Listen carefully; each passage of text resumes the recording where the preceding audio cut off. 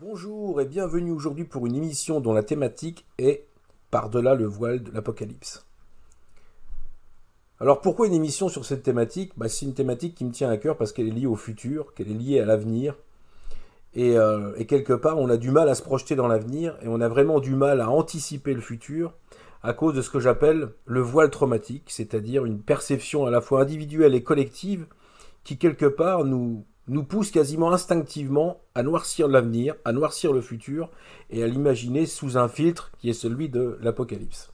Que nous réserve l'avenir? C'est une question que la plupart d'entre nous se posent. Que ce soit le jeune étudiant qui va se demander s'il va avoir ses examens, et savoir si à un moment il va avoir une bonne carrière, ou s'il va tout simplement être heureux dans sa vie, est-ce qu'il va avoir une situation professionnelle, est-ce qu'il va s'épanouir dans ce qu'il veut faire, c'est comme le plus important, parce que le plus important c'est pas d'avoir un travail, le plus important c'est de s'épanouir dans ce travail et aussi de contribuer à aider les autres, à aider la planète. Voilà, et donc quelque part de faire un travail en conscience. Alors ça c'est pour de nombreuses autres questions. Est-ce que je vais être en bonne santé? Est-ce que tout simplement je vais réussir mes projets, être heureux? Il y a tout un ensemble de questionnements qui est légitime, qui sont des questionnements humains, et qui fait qu'en fait l'homme occidental a souvent la propension à se projeter toujours dans l'avenir.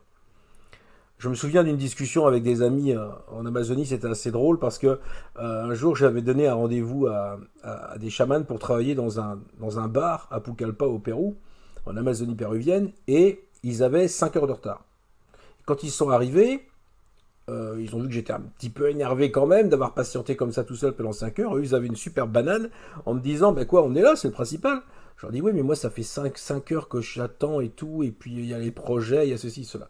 Eux, ils ont eu une réaction très simple à mon égard. Ils ont dit, mais attends, Romuald, que les choses soient claires. Vous, les Occidentaux, vous êtes toujours en train de vivre dans le futur. Vous ne vivez pas dans le présent. Voilà. Alors moi, ça m'avait un peu scotché à l'époque. Je me dis, ça c'est marrant, pourquoi ils me disent un truc pareil? En fin de compte, c'est vrai. On est toujours en train de se projeter, ne serait-ce que dans une journée normale. On se projette déjà ce qu'on va faire en fin d'après-midi, ce qu'on va faire le soir, ce qu'on va faire demain. On a tendance à être projectif, voilà, à court terme et aussi à plus long terme. Mais lorsqu'on est projectif à plus long terme, on a tendance, collectivement surtout et individuellement, à imaginer l'avenir de façon négative. Alors c'est lié pour moi à un archétype qu'on appelle l'archétype de Saint Jean, c'est-à-dire l'archétype de l'Apocalypse de Saint Jean, qui est un archétype qui, quelque part, a performaté de façon inconsciente notre vision de l'avenir, parce que, quelque part, notre société occidentale, qui a eu pour base, on va dire, culturelle, les fondements du christianisme, le catholicisme, sont entrés dans une logique d'attente de cet apocalypse pour, justement, être délivrés des maux de cette réalité, c'est-à-dire délivrés de la corruption, délivrés de la mort, de la vieillesse, délivrés de la maladie, délivrés de la tristesse, du malheur, de la souffrance, et donc d'attendre le retour du Messie par le biais de l'Apocalypse. Alors cet Apocalypse, elle a bien sûr été sans cesse réactualisée par le biais de mages, de gens dans l'histoire, comme Nostradamus, qui ont fait des prédictions pour essayer de savoir quand est-ce qu'allait avoir lieu cet apocalypse. Et puis on a tendance, presque naturellement, à la voir un peu partout. C'est-à-dire qu'on a imaginé des apocalypses un peu à tous les moments de l'histoire. On a imaginé qu'on aurait l'apocalypse à la fin des temps en l'an 1000. À chaque grands événements traumatiques de l'histoire occidentale, on a projeté l'archétype de l'apocalypse, que ce soit quand il y a eu les grandes épidémies de peste noire, par exemple, les famines aussi en Occident, quand les guerres sont arrivées également, bien sûr, la Première Guerre mondiale, Deuxième Guerre mondiale, qu'on a identifié à l'apocalypse, évidemment, d'ailleurs on n'en était pas loin. On a eu encore cette menace apocalyptique qui a été sous-jacente pendant plus de 50 ans, avec la guerre froide, entre les deux grands blocs de l'Est et de l'Ouest, avec la menace d'une apocalypse nucléaire, qui a été réelle. À un moment, on a quand même frôlé cette éventualité. Et puis, on a encore projeté ce délire apocalyptique aux alentours de l'an 2000, avec ce fameux bug de l'an 2000, au passage du nouveau millénaire. Et voilà, et aujourd'hui, on continue encore, plus que jamais, à consteller les archétypes, on va dire, les symboles qui sont la structure même de l'Apocalypse.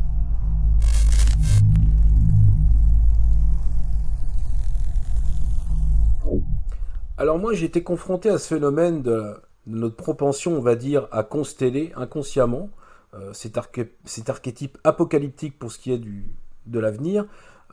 J'ai été confronté à ça lors de mon premier atelier que j'ai donné sur la création de synchronicité, l'atelier rétrocausalité, qui avait lieu à Paris au Centre Élément en 2017, en juillet 2017, où on avait réuni un premier panel d'une petite dizaine de personnes qui voulaient participer. C'était vraiment le premier atelier expérimental pour essayer de voir si d'autres personnes pouvaient créer des synchronicités, ce qui s'est produit. Et puis à un moment, pendant l'atelier, je propose un exercice assez intéressant, c'est que chaque personne qui était là nous raconte un rêve qu'il avait fait en lien avec le futur sous 15 jours. La première personne commence à nous parler qu'elle avait vu une guerre terrible, apocalyptique. Voilà. La deuxième personne nous parle qu'elle avait vu une apocalypse mais avec des zombies, quelque chose de super effrayant. Une autre personne nous parlait d'une bombe nucléaire. Une autre personne nous parlait d'une espèce de feu gigantesque qui ravageait tous les écosystèmes. Une autre personne nous parlait également d'une autre apocalypse, mais celle-ci avec une invasion par des extraterrestres. En fait, tout le tour de table, on va dire, de l'atelier, tout le tour de piste, comme j'appelle ça, de l'atelier, toutes les personnes liées à l'avenir nous ont raconté un rêve qui était absolument apocalyptique. Et c'est quelque chose qui m'a surpris, parce que je me suis dit, tiens, qu'est-ce qui est activé à l'intérieur dans l'inconscient collectif des gens quand ils sont confrontés à un questionnement par rapport à l'avenir? Eh bien, ce questionnement, il est souvent sous le filtre de cette noirceur, sous le filtre de ces événements traumatiques qui sont pour moi, à mon sens, qui ont une incidence même perceptuelle sur la réalité, qui empêchent véritablement le dépassement de ce qu'est cette partie, on va dire, cette première partie de l'Apocalypse, parce que l'Apocalypse est un processus, c'est-à-dire qu'elle n'est pas la fin du monde. Ça a été un peu déformé, mal compris. L'Apocalypse, c'est la restauration d'un monde idéal à la fin des temps, où il n'y a plus de mortalité, où il n'y a plus de maladie, où il n'y a plus de souffrance, et il y a aussi le retour supposé du Messie, du Christ, qui vient à un moment ressusciter aussi les morts. Enfin, c'est un moment de restauration, de reset, on va dire, quelque part, de la réalité, pour la rendre idéale, pour la rendre, on va dire, sublimée, transcendante.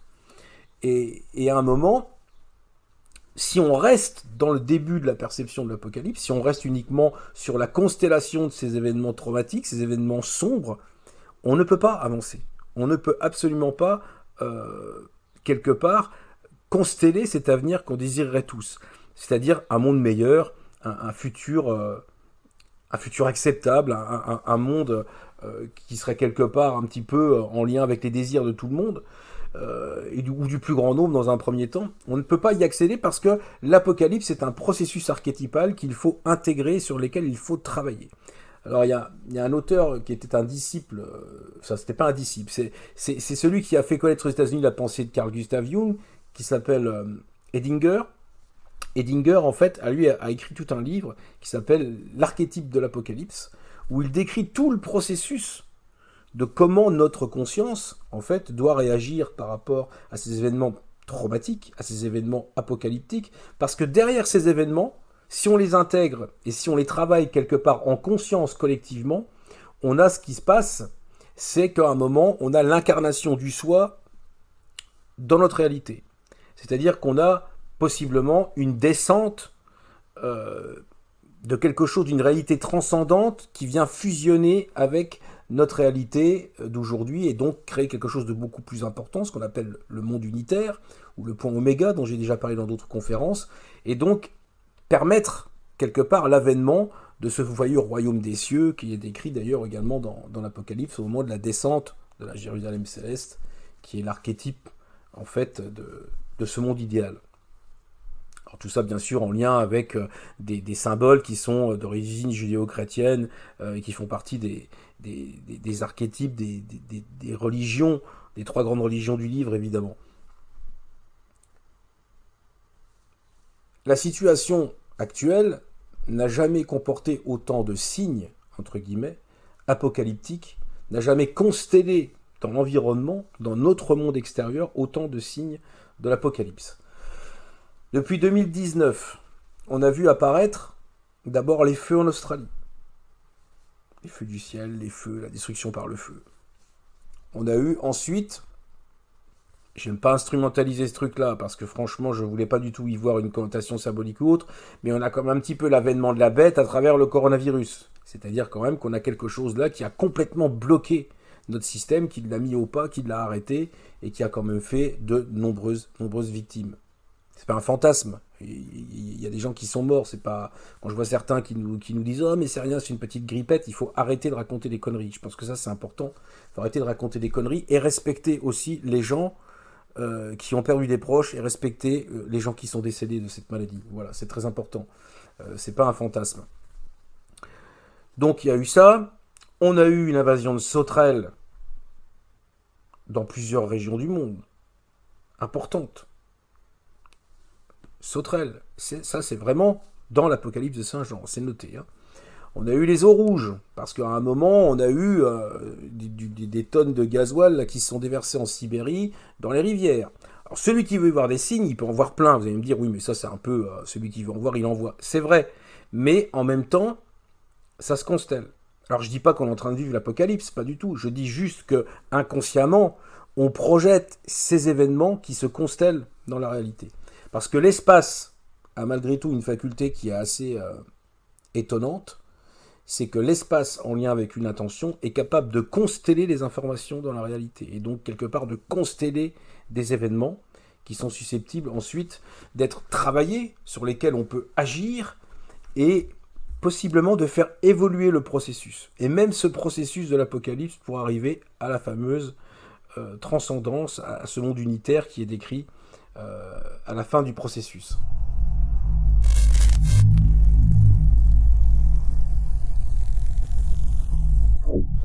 Alors j'aimerais vous montrer donc le livre dont je vous parlais tout à l'heure, voilà, l'archétype de l'Apocalypse de Edward Edinger, qui est un livre fondamental où justement on comprend le processus qui permet de la constellation on va dire des archétypes et des événements apocalyptiques, comment à un moment travailler sur ces événements et comment les transformer pour permettre effectivement de dépasser le voile traumatique de l'apocalypse et donc d'arriver quelque part à générer ce monde idéal dont la plupart de nous rêvons de voir aboutir, puisqu'on vit quand même dans un monde aujourd'hui qui est assez catastrophique, pessimiste, négatif. J'ai beaucoup de jeunes qui viennent me voir souvent et me disent, vous savez, monsieur Le Terrier, moi je sais pas quoi faire de mon avenir, j'ai peur, je flippe, je sais pas du tout, je sais pas du tout ce que je vais faire, je sais pas dans quel monde je vais vivre, je sais pas si j'aurai encore de l'air à respirer tout simplement dans 20 ou 30 ans. Je parle même pas de mes enfants, ils me disent souvent je parle de moi-même.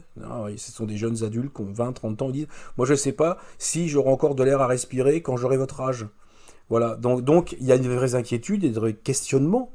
Et on se doit collectivement, si on a les outils, d'essayer d'y réfléchir et de travailler.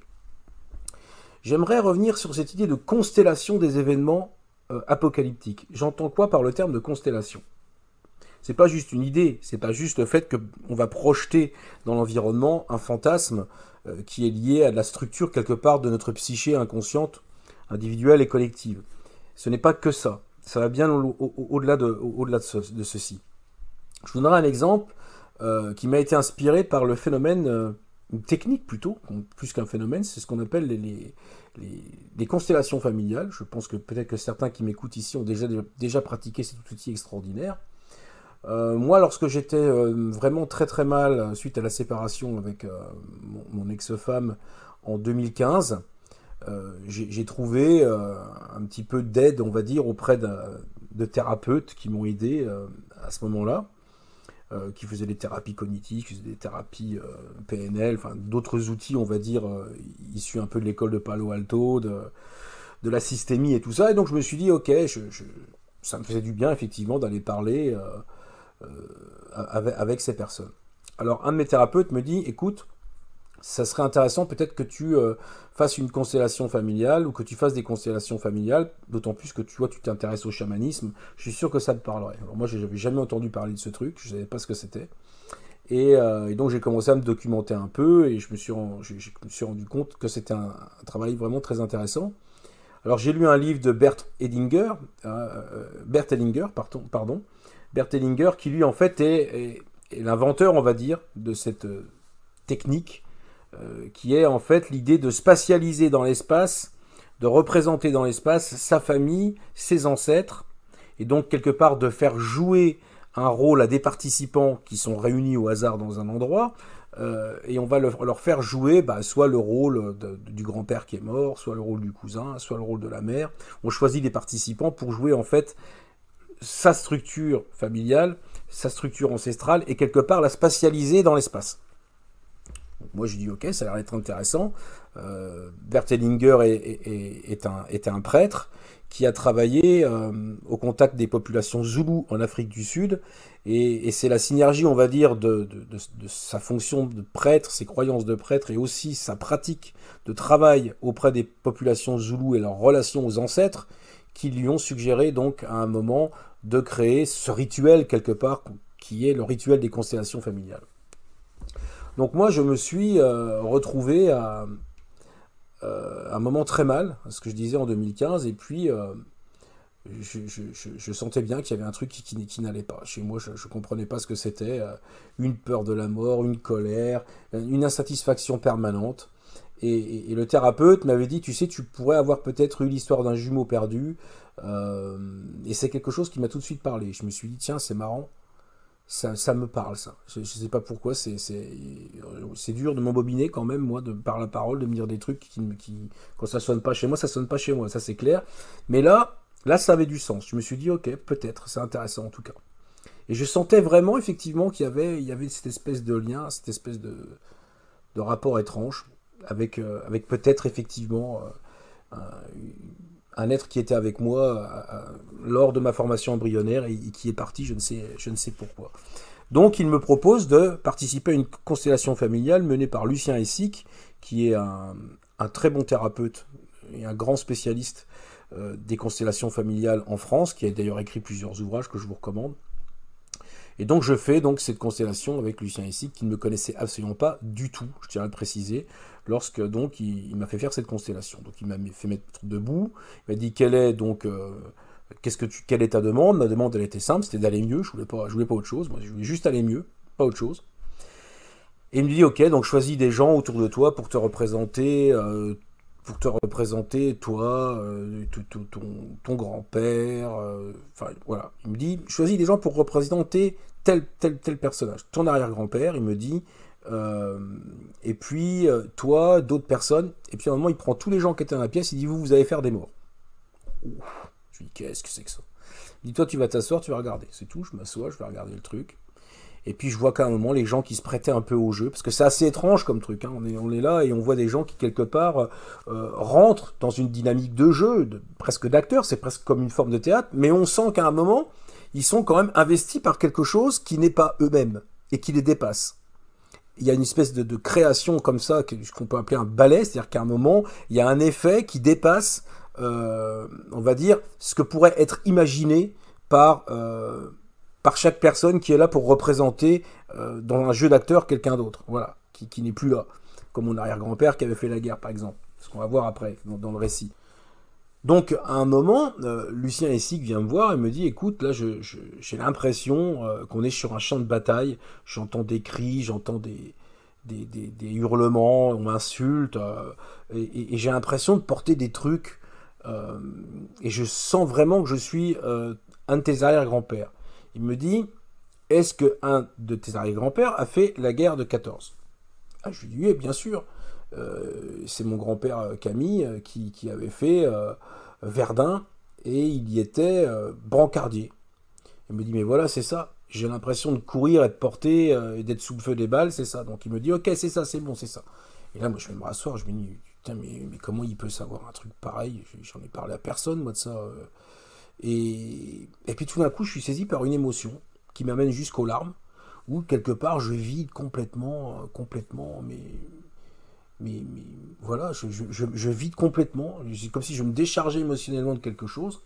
Et puis donc, Lucien Hessig revient vers moi et me dit, mais en fait, ton grand-père était bien brancardier, mais sais-tu qu'il a essayé de sauver un Allemand et qu'il a caché cet Allemand, et que cet Allemand, malgré tout, il n'a pas réussi à le sauver, il est décédé. Et je ne savais pas du tout cette histoire-là de mon arrière-grand-père. J'avais jamais entendu parler de ça, et je pense que c'était, pour moi, ça me semblait pas être une réalité. Et à la fin donc, de cette session, Lucien Hessig me dit, mais en fait, ce qui s'est passé, c'est que cet Allemand, c'est le jumeau perdu qui a essayé de revenir dans la lignée avec toi à ce moment-là. Alors moi qui ne suis pas bien sûr réincarnationniste, vous connaissez mon point de vue par rapport à la réincarnation, je commence à douter, je me dis ouais, bon, ça me parle pas trop son truc, mais en même temps il connaît des trucs de mon arrière-grand-père qu'il ne pouvait pas savoir. Voilà, du tout quoi. Donc, et puis quelque part, la scène qui a été constellée, à un moment c'était vraiment Verdun quoi. Les gens, il y en a, ils pouvaient plus bouger, ils avaient mal comme s'ils avaient pris des balles, l'autre il disait je sens plus ma jambe, alors que eux, les gens qui jouaient le truc, ne savaient pas en fait ce qu'ils étaient en train de jouer. Ils étaient juste en train, dans une certaine forme de synergie, de recréer cette période temporelle, ce champ de bataille. Donc c'est tout. Moi je suis reparti un peu de tout cela en me disant c'est quand même un drôle de truc, il faut que j'intègre quand même cette expérience.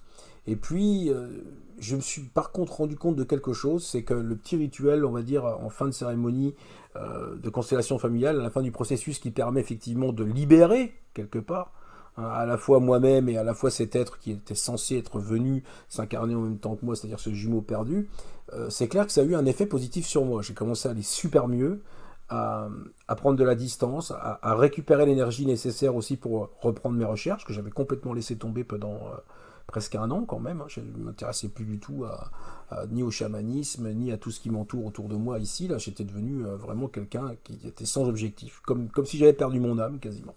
Et ce rituel en tout cas m'a vraiment aidé. Donc je me suis dit en fait que c'était quand même super intéressant de se dire que quelque part, l'espace, lorsqu'il est constellé consciemment, hein, on va dire toi tu représentes ça, toi tu représentes ça, ou plutôt tu vas présensifier ceci et cela, à ce moment-là il se passe une dynamique, c'est-à-dire que les éléments, les événements qui sont quelque part constellés dans l'environnement peuvent servir effectivement d'une matière première pour une transformation.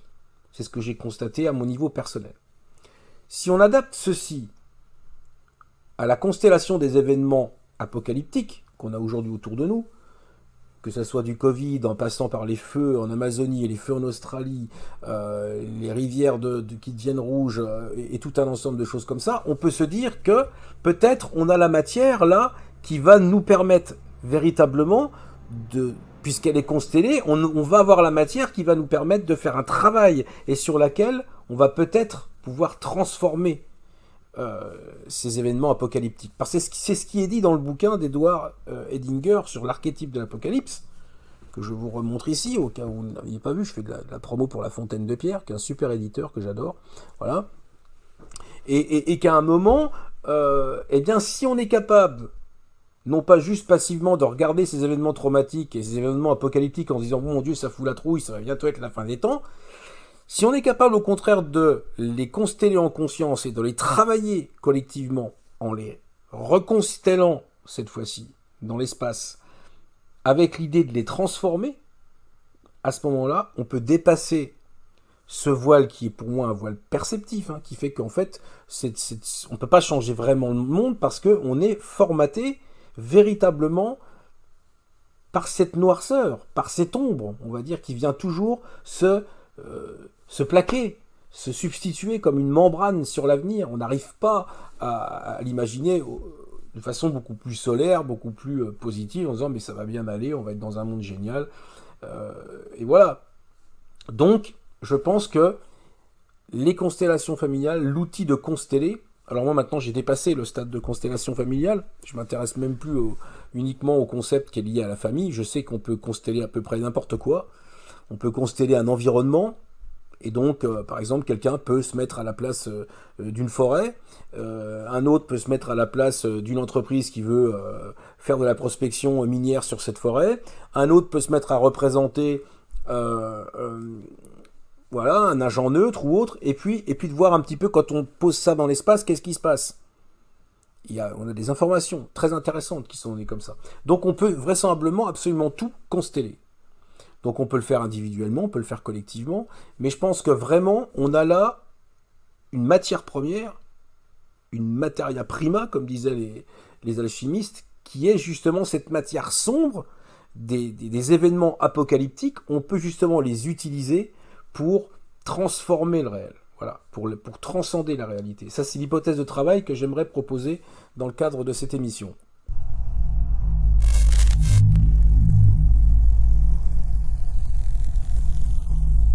Alors, les constellations, le phénomène de constellation est pour moi très intéressant. Je me suis aperçu à un moment, en fait, par exemple, parce que j'étais déjà très sensible aux synchronicités, je me suis rendu compte que quand l'organisateur de ces événements, ces constellations familiales, des fois il y avait une quinzaine de personnes, par exemple, quand le thérapeute organisait ces événements, les gens venaient un petit peu au hasard. C'est des gens qui avaient été comme ça sollicités par rapport à leur souci de savoir s'ils voulaient effectivement participer à une constellation. Donc les gens, la plupart, ne se connaissaient pas du tout, hein, parce qu'ils avaient travaillé avec des fois des thérapeutes différents. Et donc à un moment, on se retrouve avec 15-20 personnes qui ne se connaissent pas, et puis on s'aperçoit très vite que il se passe un truc assez fou, c'est que la constellation familiale, c'est une machine à créer des synchronicités. C'est-à-dire que par exemple, la personne qui va prendre une autre personne pour la représenter, on s'aperçoit que les deux personnes, elles ont le même boulot. C'était tous les deux des infirmières, par exemple, alors qu'elles ne se connaissaient pas. Et qu'elles ont quasiment les mêmes problématiques de vie.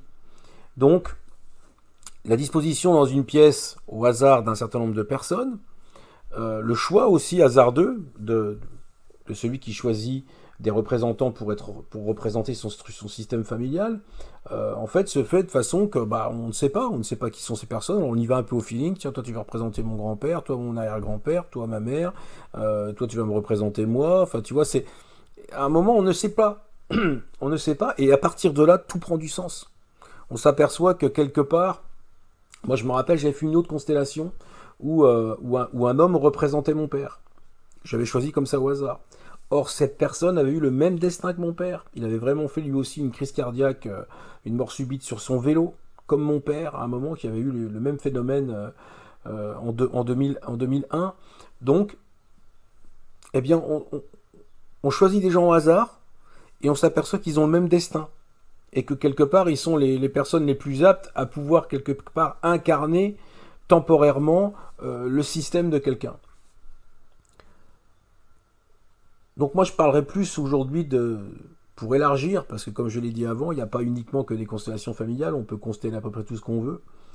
Et il y a aussi, pour moi je les appellerais plutôt des constellations synchronistiques. C'est-à-dire des constellations à créer de la synchronicité. Des dispositifs qui sont créateurs de synchronicité. Et on peut l'imaginer dans différents domaines, hein. Moi j'avais proposé même à un moment à des ufologues qu'on spatialise dans l'espace des phénomènes d'abduction, des rencontres du troisième type, voilà, pour voir un peu ce qui se passait. C'est-à-dire que telle personne aurait pu jouer les aliens, d'autres personnes auraient pu jouer les abductés, pour voir tout simplement ce qui se passait. Je voulais faire ça avec un psychologue qui est assez connu, pour voir un peu quelles informations, quels ressentis, quelles intuitions la personne peut recevoir qui à un moment joue un rôle dans le système. Donc voilà, donc je pense qu'on peut consteller à peu près n'importe quoi. Bon, ça c'était ma parenthèse autour des constellations, pour vous montrer quand même par rapport à l'Apocalypse que quand ça se constelle, c'est pas uniquement quelque chose de négatif. On peut utiliser ces constellations pour quelque part les restructurer différemment, pour justement les faire évoluer et qu'elles deviennent une matière à transformation.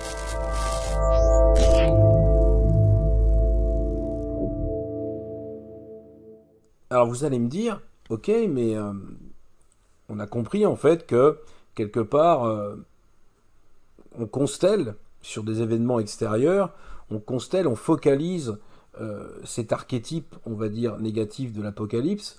On perçoit tout un ensemble d'événements qui sont des événements négatifs, comme effectivement liés à cette fin des temps, à cette fin du monde.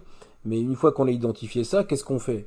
Ok, on le constelle, qu'est-ce qu'on fait? On rejoue la partition, on essaye de la jouer autrement pour qu'à un moment, on arrive, comme dans cette constellation familiale que vous avez vécue, le terrier, là, avec votre arrière-grand-père, vous arrivez quelque part à vous sentir mieux. Est-ce que le monde pourrait se sentir mieux si à un moment, on constellait ces archétypes obscurs, quelque part, qui se densifient dans la réalité sous forme d'événements comme les feux apocalyptiques, comme tout un ensemble de catastrophes, on va dire, qui sont susceptibles de se produire autour de nous dans la réalité. Alors, il me semble que oui, on pourrait faire ce travail. Et c'est une bonne hypothèse, effectivement, de discussion, de travail, et même d'investiguer cette piste de recherche. Il y a un phénomène, je pense, qui transcende vraiment tous ces événements négatifs. C'est, pour moi, et là ça touche mon domaine de prédilection, celui des synchronicités, c'est pour moi l'accélération du phénomène synchronistique. Ceux qui sont sensibles à la synchronicité, c'est-à-dire à ces coïncidences significatives, à ces signes, quelque part, qui ont du sens pour vous, mais qui peuvent aussi avoir du sens collectivement, parce qu'une synchronicité, c'est pas non plus que individuel, on peut aussi en percevoir de façon collective. J'ai déjà réussi à amener ce travail-là dans mes ateliers de recherche. Donc, à un moment, est-ce que cette accélération du phénomène synchronistique serait justement, quelque part, la constellation dans la réalité de quelque chose de nouveau, de l'émergence d'un point, on va dire, qui permet de densifier une voie positive pour le futur? La question est largement légitime. Ce qui est important, c'est qu'aujourd'hui, on a énormément de gens qui relatent des phénomènes de synchronicité. Vous avez de nombreux blogs, vous avez de nombreux témoignages, de nombreuses personnes constatent que leur vie est parsemée de synchronicité. C'est pas que des gens qui sont dans la spiritualité ou qui s'intéressent à la psychologie. Il y a plein de gens qui ont une vie qui ne sont pas forcément intéressés par tous ces sujets de conscience, qui vivent le phénomène de synchronicité et qui le relatent en ayant conscience que quelque part ce phénomène s'accélère, qu'il est exponentiel, qu'il va plus vite qu'avant et qu'il y a de plus en plus de synchronicité. Les synchronicités, pour moi, ont cette faculté, cette possibilité de densifier dans la réalité des nouveaux événements. Je prends souvent la métaphore d'un attracteur, c'est-à-dire que quelque part, les synchronicités vont à un moment permettre, elles vont se poser un petit peu comme une sorte de passerelle, comme un sas, on va dire, dans la réalité, qui vont permettre à des choses d'émerger, qui vont permettre d'agréger des choses autour de ces attracteurs, pour que quelque part, eh bien, se densifient dans la réalité des choses nouvelles, des choses plus positives. Alors, lorsqu'est sorti au mois de juillet sur les réseaux, donc notamment sur YouTube, la visioconférence que j'avais fait avec Jocelyn Morisson et Najib Kari sur notre futur ouvrage Se souvenir de l'au-delà, j'ai eu plein de retours de gens qui m'ont dit « mais c'est marrant, vos propos, les propositions, on va dire théoriques mais aussi expérientielles que vous avez abordées dans ce live, et qu'on a pu regarder sur YouTube, ont généré des phénomènes de synchronicité. Et des synchronicités en lien avec les défunts qui leur étaient proches. Certaines personnes ont même eu jusque des dématérialisations. Comme si en fait le fait d'avoir évoqué la proposition, d'avoir fait la proposition expérientielle que ceci soit possible, a généré quelque part une ouverture dans le réel. Et a généré des actes de synchronicité. Comme si la synchronicité, à un moment, permettait d'organiser un noyau dur dans la réalité événementielle, et qu'à un moment, il y avait comme une sorte de gravitation sémantique, une gravitation de sens, qui permettait en fait de venir manifester autour de cet attracteur des phénomènes qui sont liés justement à la transformation, quelque part, d'un point de vue, à la transformation d'un regard qu'on peut avoir sur la réalité, à la transformation d'un événement traumatique, de quelque chose qui nous voile la perception et qu'on accepte de façon fataliste. On va en faire quelque part un tremplin qui va permettre justement de transfigurer cette ombre en lumière quelque part, en quelque chose de beaucoup plus positif et quelque chose surtout d'actif et de transformant, de transcendant. Donc, les synchronicités et leur accélération, surtout, dans notre réalité quotidienne d'aujourd'hui, à mon sens, est un témoignage, quelque part, est une trace, quelque part, de la densification de ce monde unitaire, qu'on appelle le point oméga, ou qu'on l'appelle la Jérusalem céleste, ou qu'on l'appelle l'unus mundus chez les alchimistes, ou qu'on l'appelle le monde unitaire chez les Jungiens. Cette réalité, pour moi, est en train de se densifier. Et c'est pour ça qu'il y a une accélération du phénomène synchronistique depuis à peu près, moi je dirais 5 ans. Voilà, à peu près 5 ans. Et c'est cette accélération aussi du phénomène synchronistique qui a forcément poussé des gens comme moi, des gens comme Philippe Guillemont, des gens comme d'autres chercheurs aussi aux États-Unis, à s'intéresser à la synchronicité. Il y a eu Jung qui s'est intéressé à la synchronicité, il y a eu quelques Jungiens qui sont intéressés à la synchronicité, puis il y a eu un grand laps de temps où on a arrêté de parler de synchronicité. Il y avait d'autres modèles paradigmatiques de recherche et d'idées qui étaient à la mode, parce que ce sont des phénomènes de mode aussi, les paradigmes, il faut bien comprendre ça. Et à un moment, eh bien, les synchronicités étaient, je dirais pas tombées en désuétude, il y avait des gens qui en avaient, mais il fallait quand même avoir une éducation à la synchronicité. Il fallait avoir un peu lu Jung, un peu avoir lu les Jungiens, un peu Marie-Louise von Franz, tout un ensemble d'auteurs d'ailleurs que je vous recommande, qui sont absolument fabuleux.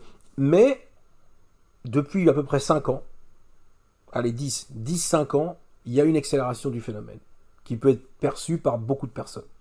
Alors c'est sûr, c'est relayé aussi, les synchronicités, on en parle dans les séries, on en parle dans les films, mais en tout cas, il y a vraiment une aptitude maintenant aux personnes, quelque part, à les créer, même de façon inconsciente, et donc de participer à cet attracteur qui densifie pour moi cette grande conjonction du monde unitaire.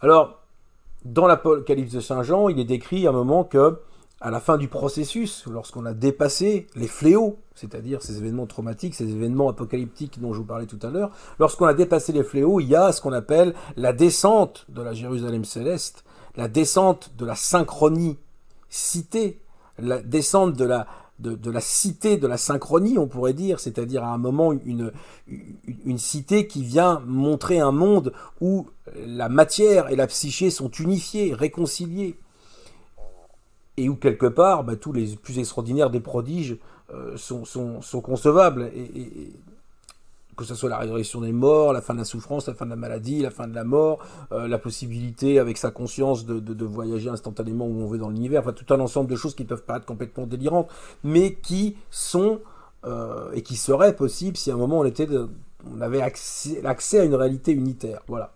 Qui pour l'instant semble être sous-jacente, c'est ce que disent les Jungiens, c'est ce que disent aussi certains physiciens, de dire que de toute façon il y aurait un noyau de la réalité qui serait quelque part caché, où les archétypes seraient en fait des structures qui sont à la fois psychiques et à la fois physiques, et que c'est dans cet univers, quelque part, cet unus mundus, que se trouve la véritable réalité. Ce que disent un petit peu aussi les chamans sous une version, on va dire, sous une version un petit peu plus exotique, ou voire un peu plus caractéristique chez eux, parce qu'il y a ce filtre culturel qui est lié à leur culture amérindienne, puisqu'on n'a pas la même culture que nous. Mais on retrouve les mêmes structures archétypales, bien évidemment. Donc cette réalité, cette cité, on va dire, synchronistique, elle est super intéressante parce que dans la description qui est faite par Saint Jean, dans cette vision, parce que c'est une vision à l'Apocalypse au départ, il faut le savoir, c'est-à-dire que c'est une vision qu'il a reçue, une vision qu'on pourrait avoir une vision avec une plante de vision, ou faisant une quête de vision, enfin, une vision c'est vraiment quelque chose qui est à la fois objectif et subjectif, vraiment.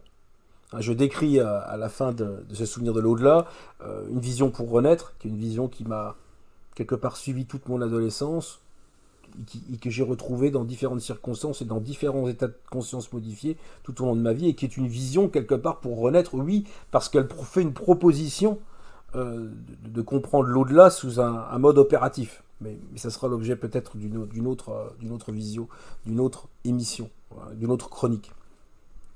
Donc, ce qui est intéressant dans la Jérusalem céleste, c'est qu'elle ressemble, elle est structurée sous la forme d'un mandala, c'est-à-dire elle est structurée sous la forme de l'image de l'unité, de l'image du centre, c'est un retour au centre, et qu'elle est aussi constituée d'une matière particulière qui est le cristal. Alors moi j'ai été sensible à ça forcément parce que dans mon protocole de synchronicité, le premier symbole que j'ai sélectionné au hasard, il y en avait une 50aine à l'époque dans la boîte, qui tournait, qui se malaxait comme ça, j'ai sorti l'archétype du cristal. Or, cet archétype du cristal, dans les autres synchronicités qui ont suivi, qui se sont agrémentées comme ça à chaque fois, l'archétype du cristal a toujours été présent.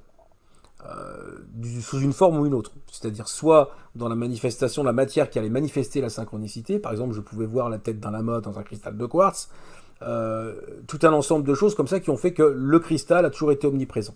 Comme s'il était quelque part le ciment constitutif de cette réalité unitaire. Or, dans l'Apocalypse de Saint Jean, c'est ce qui est dit. Il est dit que la Jérusalem céleste est faite de cristal. Alors pour les chamans, le cristal, c'est très intéressant parce que dans le chamanisme, le cristal c'est une matière, lorsqu'on l'observe dans un état de conscience de veille, qui est celui dans lequel on se trouve là, ou si on l'observe dans un état de conscience modifié, par exemple lorsqu'on a pris les plantes de vision, le cristal ne change pas d'apparence, il reste toujours du cristal. Ça, c'est assez extraordinaire. Si vous regardez dans le monde des visions des objets, des fois, ils se transforment, ils n'apparaissent plus pareil, les plantes n'apparaissent pas pareil, il y a tout un ensemble de choses qui n'apparaissent pas, qui n'ont pas la même apparence dans la réalité ordinaire, dans la réalité non ordinaire. Et là, le cristal, lui, il reste toujours, il garde son aspect. Ce qui a fait dire aux chamans que, quelque part, le cristal était une structure qui était vraiment liée au domaine unitaire. Alors, pourquoi le cristal? Le cristal, on s'aperçoit aussi qu'il a une organisation purement mathématique, clairement. Il y a tout un ensemble de travaux qui ont été faits sur les cristaux en termes de mathématiques. Je pense aux quasi-cristaux de Roger Penrose. Enfin, il y a tout un ensemble de travaux extraordinaires qui ont été faits sur l'étude mathématique, sur la structuration mathématique des cristaux. Et ça n'a pas non plus échappé aux anciens qui ont commencé à s'intéresser à la symbolique, qui ont travaillé sur ça. Et donc, quelque part, les cristaux pourraient être, tout du moins l'archétype du cristal, montre bien en fait que la matière, dans ses fondements les plus ultimes, pourrait être vraiment liée à l'esprit. On pense que quelque part, et ça les pythagoriciens l'avaient déjà perçu, que les cristaux en fait représentent la présence de l'esprit dans la matière. Voilà. Hein, c'est le principe d'organisation, comment est ordonnée en fait la matière cristalline, a suggéré aux anciens que c'était une matière habitée par de l'esprit, par de la conscience. Voilà.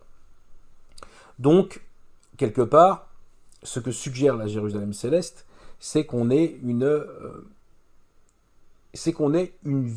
cité, un univers qui soit constitué de myriades d'événements synchronistiques qui permettent de le densifier dans la réalité et de lui donner sa nature.